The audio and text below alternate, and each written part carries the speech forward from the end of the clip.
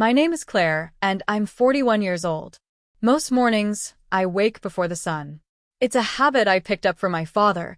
He used to say that the day never truly began until you'd felt the quiet of the morning wrap around you. I inherited his cafe, a modest little spot nestled between the post office and an antique store on Maple Street. He left it to me when he passed, and though the grief still lingers like the scent of old coffee grounds, I find comfort in the familiar rhythm of opening the place each day. Running this cafe wasn't always the plan. In fact, it wasn't even a consideration until the will was read, and I realized that it was the last thing he gave me, something meaningful, something built with his own hands. At first, the early mornings were brutal, and managing the books nearly drove me mad. But over time, I found my pace. I learned the quirks of the espresso machine, how to anticipate the regulars' orders before they open their mouths, and how to fold the napkins just the way my father liked them. The walls are still adorned with his photographs, sepia-toned glimpses into a life full of community and warmth. There's a framed shot of him laughing beside the old coffee grinder, and another of him as a young man, arms draped around the shoulders of friends I've never met but feel I somehow know. I've left it all just as he had it, even the slightly crooked chalkboard that lists our daily specials.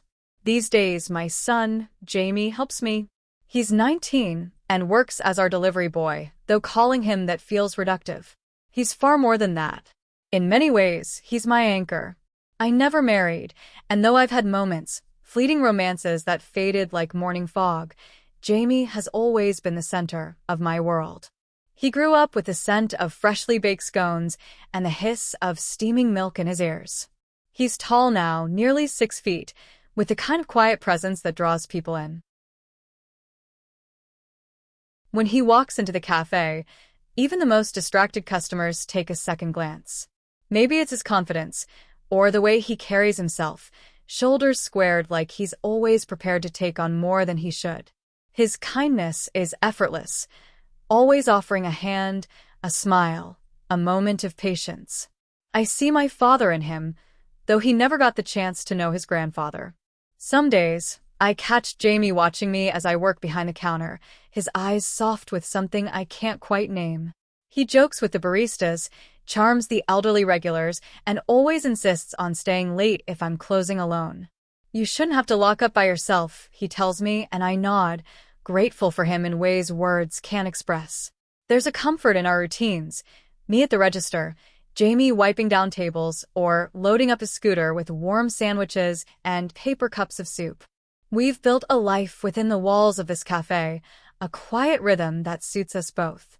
But lately, I've noticed something different. It started a few weeks ago, on a rainy Tuesday. The kind of day that makes everything feel a little softer, a little closer. I was behind the counter, counting tips, when Jamie returned from a delivery, soaked through and laughing as he shook the rain from his jacket. He looked older then, more like a man than the boy I raised. When our eyes met, there was a moment, brief, fleeting, where the air between us shifted. I told myself it was nothing. But since then, I've become more aware of him, of how he's changed, of how his voice has deepened, how he stands a little taller, how his gaze lingers just a second longer than before when we're alone. I find myself remembering the days when he'd crawl into bed with me during thunderstorms, his little hands clinging to mine. I remember the feel of his heartbeat against my side, the way he used to whisper, "Don't let go." I never did. And now, as I sit here watching him restock the pastry display, humming a tune under his breath, I wonder, have I held on too tightly? Or not tightly enough? We are just a mother and son. But sometimes, in the stillness of early morning or the hush of a closing shift, I feel something else between us. Something quiet. Something unspoken. And I don't know what to do with that. It was a Monday, our one sacred day off. The cafe was dark and silent, its windows dimmed, and the little bell above the door resting still. At home, the quiet felt unusual, almost indulgent. I remember standing in my kitchen, the light from the windows slanting across the counter as I stared at my recipe notebook, tapping a pen against my lip. It had been too long since I'd let myself be creative with food. The cafe was running smoothly, but something inside me itched to do more. Something new. I wanted to create a dessert that felt like comfort and surprise at once. A signature dish, something that could whisper home and still linger like a secret. So I pulled out ingredients, took out the mixing bowls, and turned on the little Bluetooth speaker Jamie had given me for Christmas. Soft jazz filled the space, curling through the air like a ribbon. Jamie must have heard the clatter from upstairs, because moments later he appeared at the doorway, hair tousled, barefoot, wearing a worn t-shirt and those gray sweatpants he refused to throw away.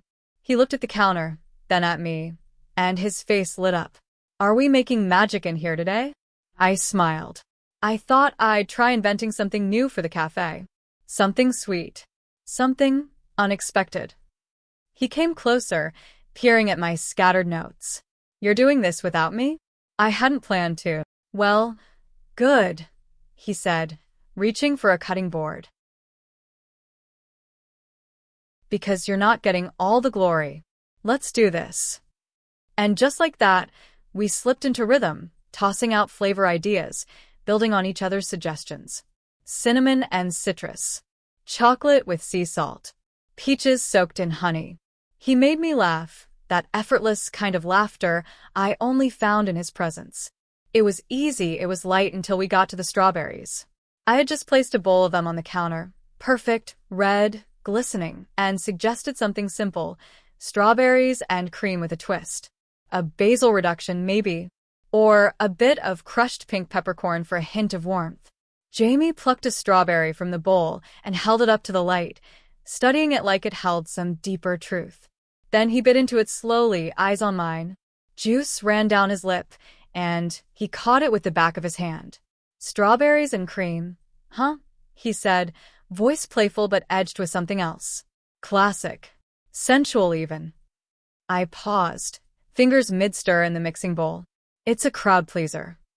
He leaned closer, resting one hand on the counter beside mine. "You ever notice how strawberries always seem suggestive? Like they know they're the star of the show?" I laughed, uneasy. "Are you teasing me?"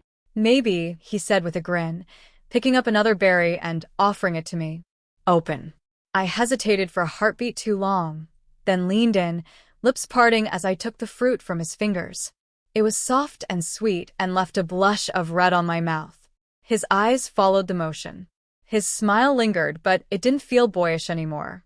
There was something older in it, playful still but charged. The air thickened. I turned away under the guise of washing my hands, trying to still the sudden flutter in my chest. He moved behind me, reaching over my shoulder to grab a bowl, and for a second, I felt the warmth of him. Too close. Too present. I froze, then stepped aside. He said nothing, but the silence between us pulsed. The strawberry sat between us, innocent and unaware. And I wasn't sure what I was more afraid of, that I was imagining the shift in the air, or that I wasn't. After that Monday, something unspoken lingered between us. It wasn't uncomfortable, at least not in the way tension often is, but it was heightened. As if the air between us had thickened, and every glance, every brush of skin, meant more than it used to. We didn't speak about that moment in the kitchen with the strawberries. Not directly. But the atmosphere had shifted.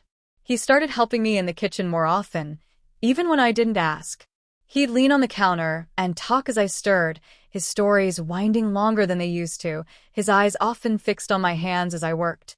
And when I looked up, I'd find his gaze already waiting. On Thursday evening, he stayed after his last delivery, even though his shift was technically over. I was restocking the coffee beans, standing on a low stool, and without a word, he came behind me to study it. His hands brushed my waist, just enough to catch me off balance for a second too long. "I've got you," he said quietly. I felt my breath catch. "I know," I whispered. When I stepped down, I realized we were standing much too close. And yet, neither of us moved. There was something in his eyes, concern, maybe, or something heavier. His hand lingered at my waist as though he'd forgotten to let go. Or didn't want to. From then on, our daily routines felt different. There was more warmth, yes, but also more awareness. At night, we'd sometimes share a cup of chamomile tea before bed, something we'd done since he was little. Only now the couch felt smaller. The distance between us seemed shorter. I found myself watching him from the corner of my eye, memorizing the slope of his jaw, the way his hair curled slightly at the back of his neck. And sometimes, only sometimes, I'd catch him watching me too. We started cooking more often together, always under the excuse of experimenting for the cafe. One evening, I came home to find he'd already set the kitchen up, candles flickering gently, soft music playing in the background. There was no occasion, no reason, just us in our home, creating something simple and beautiful. As we cooked, he slipped behind me to reach a spice jar, his hand brushing against my back with the ease of habit, but it sent a flicker of something through me. Something electric. I didn't flinch. Neither did he. Instead, we stayed like that, close, quiet, sharing space, breath, energy. It felt like a dance we didn't fully understand yet, but neither of us wanted to stop. Later, after dinner, we sat on the couch, the television playing a film we weren't really watching. I felt his fingers brush mine, lightly at first. Testing. Then, more surely, they curled around mine. I didn't pull away. The silence between us was filled with meaning. His thumb moved over my knuckles, slow and thoughtful. And though neither of us spoke, everything was said in that one quiet motion. I knew things were changing, had changed. And still, in that dim room with his hand in mine and the sound of the rain beginning to tap against the windows, I didn't want to move. I didn't want to stop. The next morning started like any other. Light filtered softly through the curtains. The smell of coffee drifted from the kitchen, and Jamie's footsteps padded gently down the stairs.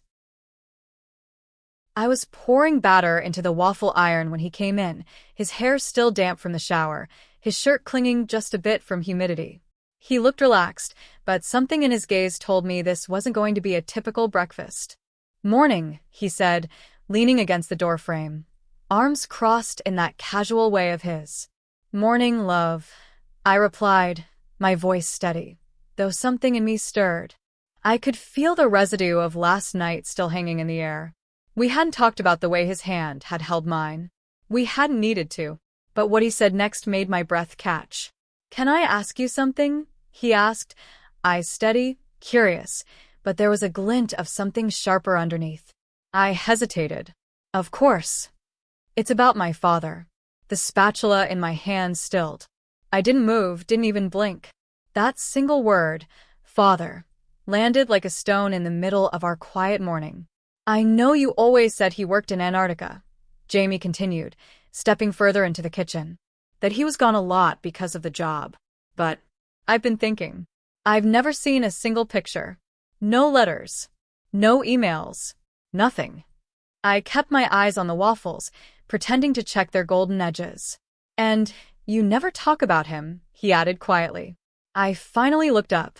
"Jamie, is he even real?" he asked, his voice lower now. "Was he ever?"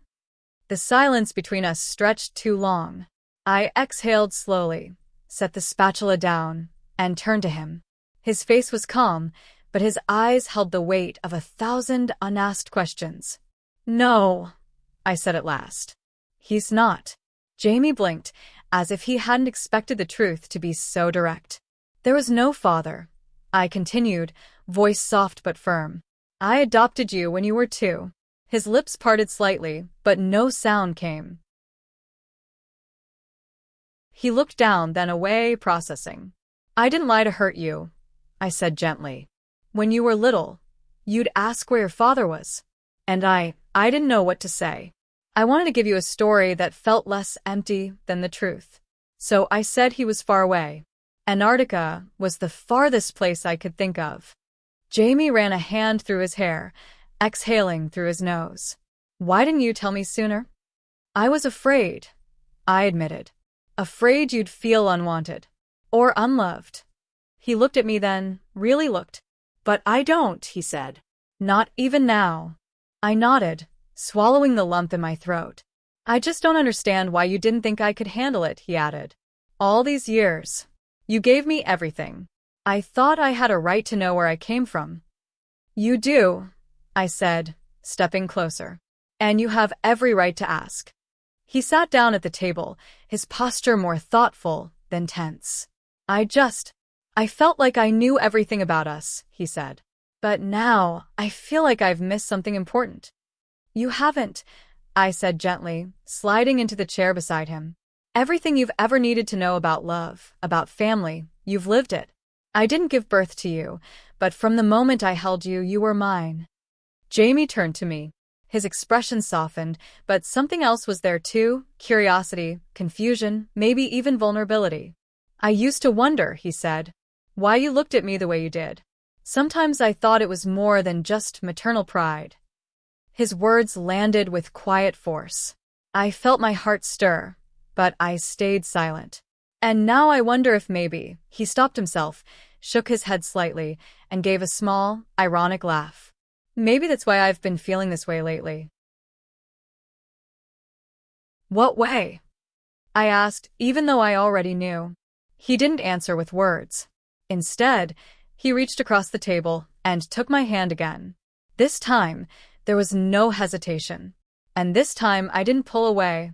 After our conversation in the kitchen, the one where the truth finally surfaced, something changed in Jamie.